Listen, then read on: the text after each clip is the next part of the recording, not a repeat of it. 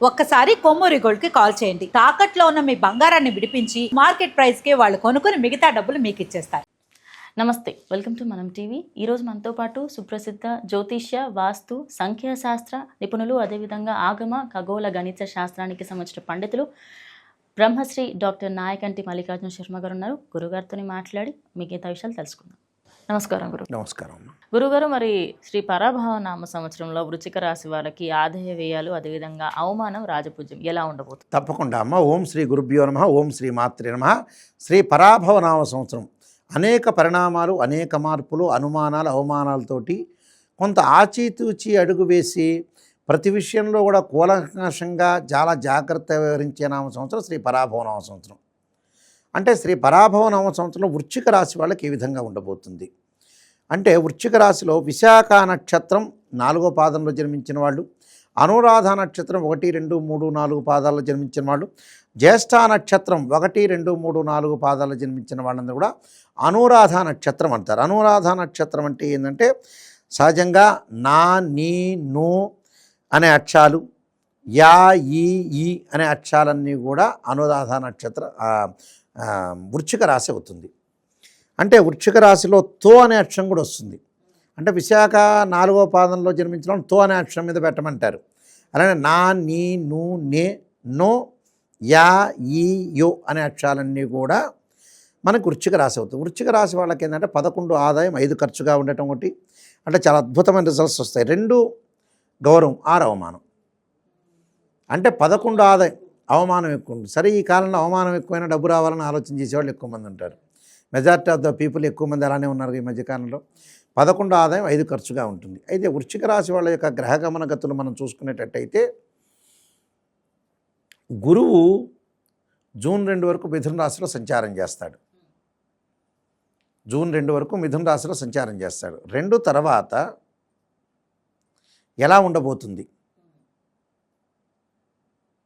2 తర్వాత అక్టోబర్ 31 వరకు కూడా గురువు కర్కాటక రాశిలో సంచారం చేయటం, అక్టోబర్ 31 నుంచి డిసెంబర్ 18 వరకు కూడా సింహరాశిలో సంచారం చేస్తాడు. ఆ సింహరాశిలో అతిచారంతో డిసెంబర్ 18 తర్వాత వక్రగతిలోకి వెళ్ళిపోతాడు. వృశ్చిక రాశి వాళ్ళకి ద్వితీయాధిపతి, పంచమాధిపతి అయిన గురువు అష్టమ స్థానంలో ఉంటాడు జూన్ 2 వరకు. తర్వాత 9వ స్థానంలోకి వస్తాడు. జూన్ 2 వరకు కొన్ని ఇబ్బందులు కలుగుతాయి. జూన్ 2 దగ్గర నుంచి అన్నీ అనుకూలంగా ఉంటాయి వాళ్ళకి. అన్నీ అంటే భాగ్యస్థానంలో ఉంటాడు కాబట్టి భాగ్యస్థానంలో ఉండటం వల్ల అనుకూలమైన ఫలితాలు జరిగే అవకాశాలు ఎక్కువ ఉంటాయి. అంటే ఆర్థిక పరంగా ఉండే సమస్యలు లేకుండా ఆర్థిక పరంగా అనుకూలంగా ఉండటం, ఫైనాన్షియల్ పరంగా డెవలప్మెంట్స్, అన్ని రకాలైన లీడ్ చేసే అవకాశాలు ఎక్కువ ఉంటాయి. అంటే సరైన ప్రణాళికతోటి, సరైన విధానంతో ముందుకు వెళ్ళే అవకాశాలు ఎక్కువ ఉంటాయి.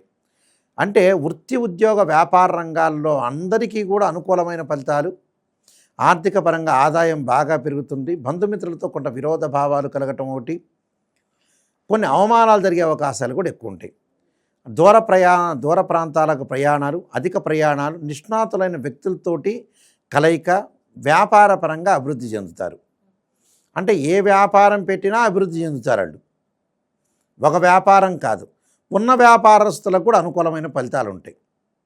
స్త్రీలకు వచ్చేటప్పుడు గతంలో ఏదైతే ఉద్యోగం కానీ, వ్యాపారంగా కానీ, చదువును కానీ వదిలేశారో మళ్ళీ స్టార్ట్ చేసే అవకాశాలు ఎక్కువ ఉంటాయి. విద్యార్థులకి నెక్స్ట్ అకాడమిక్ ఇయర్ చాలా బాగుంటుంది. జూన్ 2 తర్వాత ఎగ్జామినేషన్ రాసేవాళ్ళు కానీ, అలానే పోటీ పరీక్షలు కానీ, కాంపిటేటివ్ ఎగ్జామినేషన్స్ కానీ, వీళ్ళందరికీ కూడా అనుకూలంగా ఉంటుంది. అంటే ప్రతి విషయంలో కూడా వాళ్ళు లీడ్ చేసే అవకాశాలు ఎక్కువ ఉంటాయి. అలానే కొన్ని ఒత్తిళ్ళు, అంటే కొన్ని ఎక్కువగా ఒత్తిళ్ళు జరిగే అవకాశాలు ఎక్కువగా ఉంటాయి. ఒకటి, ఎమినెంట్ పర్సన్స్ తోటి, ఎక్స్పీరియన్స్ పర్సన్ తోటి లైఫ్ను గెయిన్ చేసే అవకాశాలు ఎక్కువ ఉంటాయి. లైఫ్ను లీడ్ చేయటం ఒకటి అనుకూలంగా, అంటే ఒక అభిప్రాయాన్ని, అనుభవాన్ని షేర్ చేసుకునే అవకాశాలు ఎక్కువ ఉంటాయి. అంటే అనుకూలమైన ఫలితాలు వస్తాయి. శని వల్ల ఎలాంటి ఫలితాలు జరగబోతున్నాయి? శని పంచమ స్థానంలో ఉన్నాడు. జూలై 25 నుంచి చతుర్థంలోకి వెళ్ళిపోతాడు. ఏదైతే పంచమ స్థానం అంటే ఏంటంటే సంతాన స్థానం. అంటే సంతానపరంగా ఇబ్బందులు కలగకుండా చూసుకోవాలి. సంతానం లేని వారికి కూడా కొన్ని ఇబ్బందులు కలుగుతూ ఉంటాయి. ఉన్నవాళ్ళకు కూడా పేరెంట్స్కి వాళ్ళ తల్లిదండ్రుల యొక్క డెవలప్మెంట్ ఎలాగుంటుంది, పిల్లల యొక్క డెవలప్మెంట్స్, వాళ్ళ ఉద్యోగాలు కానీ, వ్యాపారాలు కానీ, అలాంటి విషయాల్లో కొద్దిగా జాగ్రత్త ఉండాలి. చతుర్థ స్థానంలోకి శని వస్తాడు జూలై 25 నుంచి. అప్పుడు ఎలాంటి ఫలితాలు జరుగుతాయంటే తల్లి యొక్క ఆరోగ్యం, సుఖస్థానం అంటాం మనం. ఈ సుఖస్థానంలో వచ్చే వాహనాల యొక్క ప్రమాదాలు జరగకుండా చూసుకోవాలి. తల్లిదండ్రుల యొక్క ఆరోగ్యపరంగా కూడా శ్రద్ధ పెట్టాలి. అంటే వివాదపరంగా వాళ్ళు వెళ్ళకూడదు. ఆర్గ్యుమెంట్స్, మనకి నోరు ఉంది కదా అని ఎక్కువగా మాట్లాడితే ఆర్గ్యుమెంట్స్ జరిగే అవకాశాలు, వివాదాలు, కోర్టు సమస్యలు రాకుండా చూసుకోవాలి. పెద్దగా అవుతుంది. రాహు వల్ల కూడా విదేశాలకు వెళ్ళడానికి ఆటంకాలు కలిగే అవకాశాలు ఎక్కువ ఉంటాయి. అంటే ఉన్న చోట మటుకు బాగా డబ్బులు సంపాదిస్తారు వీళ్ళు. ఉన్న చోట డబ్బులు సంపాదించే అవకాశాలు, కోట్ల రూపాయలు సంపాదించే అవకాశాలు కూడా ఉంటాయి. అంటే వాళ్ళ స్థాయి తగ్గట్టుగా. కేతు వల్ల తీర్థయాత్రలు, పుణ్యక్షేత్రాలు చేయటం ఉండి, శుక్రుడి వల్ల శుభ కార్యక్రమాల నిర్వహణ, ప్రతి విషయంలో కూడా అనుకూలమైన ఫలితాలు, అధికారుల యొక్క ఒత్తిడి జరిగే అవకాశాలు ఎక్కువ ఉంటాయి. మంచి ఫలితాలు జరిగే అవకాశాలు ఎక్కువ ఉంటాయి. అంటే చాలా డెవలప్మెంట్ మార్గం జరిగే అవకాశాలు ఎక్కువ ఉంటాయి. అయితే మరికొన్ని విషయాలకు మనం ముందుగా ముఖ్యంగా వెళితే, ధనలాభం అంటే అర్గంచ స్వకులాచారం అంటే కులాచారాన్ని చూస్తారట. గృహలాభం శుభోజనం అంటే సమయానికి భోజనం చేస్తారు. గృహాలు కొనుగోలు చేసే అవకాశాలు. నిత్య స్త్రీజన సంపర్క అంటే సుఖాన్ని పొందే అవకాశం ఎక్కువగా ఉంటుంది. వృత్తి ఉద్యోగాల యందు అభివృద్ధి, ధనలాభం, కుటుంబ సౌఖ్యము, సమయానికి ధనం చేతికి అందే అవకాశాలు, కీర్తి ప్రతిష్టలు బాగా పెరిగే అవకాశాలు ఎక్కువ ఉంటాయి. శత్రువుల పైన విజయం లభించటం, ధనలాభము, ఉద్యోగులకు ప్రమోషన్లు, సాఫ్ట్వేర్ రంగం వాళ్ళకి విదేశాలకు వెళ్ళే అవకాశం అనేది కొంత లేట్ అయ్యే అవకాశాలు ఉంటాయి. అభివృద్ధి, నూతన సంస్థలు నెలకొల్పే అవకాశాలు, భాగస్వామ్యంలో మిత్రత్వము, కిరాణా, ఫ్యాన్సీ, ట్రాన్స్పోర్టు, నూనె ఇలాంటి వాళ్ళకు అనుకూలంగా ఉంటాం. మెడికలు, నూనెలు, ఎలక్ట్రానిక్స్, ఎలక్ట్రికల్స్ వీళ్ళందరికీ బాగుంటుంది. విద్యార్థులకు కొంత అనుకూలమైన కాలం అని చెప్పుకోవచ్చు. రైతులకు కూడా అన్ని పంటలు మంచి లాభాలు కలిగే అవకాశాలు, కుటుంబ గౌరవం పెరిగే అవకాశం ఉంటుంది. వీళ్ళ మాటలకు కూడా విలువ పెరిగే అవకాశాలు ఉంటాయి. అంటే దీర్ఘకాలిక రోగాల మటుకు విషయంలో కొంచెం ఉపశమనం లభించే అవకాశాలు ఎక్కువ ఉంటాయి. కాబట్టి టోటల్గా అనుకూలంగా ఉంటుందని చెప్పుకోవచ్చు. వృశ్చిక రాశి వాళ్ళందరికీ కూడా అనుకూలంగా ఉంటుంది. కొన్ని అవమానాలు జరుగుతున్నా టోటల్గా ఎవ్రీథింగ్ విల్ బీ ఓకే అని చెప్పుకోవచ్చు.